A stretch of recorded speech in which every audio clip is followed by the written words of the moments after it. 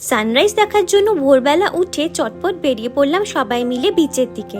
সেখানে গিয়ে দেখি ওয়েদারটা বেশ মেঘলা, বাট তাতে কি, জলে পা ভিজিয়ে মনের দুঃখগুলোকে জলেই ভাসিয়ে দিলাম সবাই মিলে।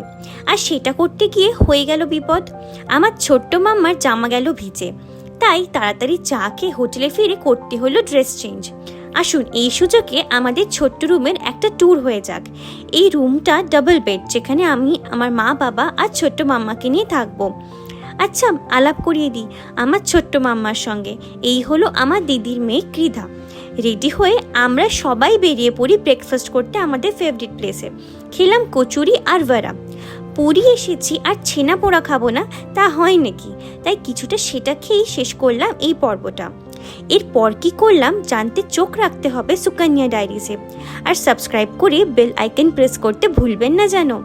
দেখা হচ্ছে খুব শিগগিরই নেক্সট ব্লগে। Till then, tata.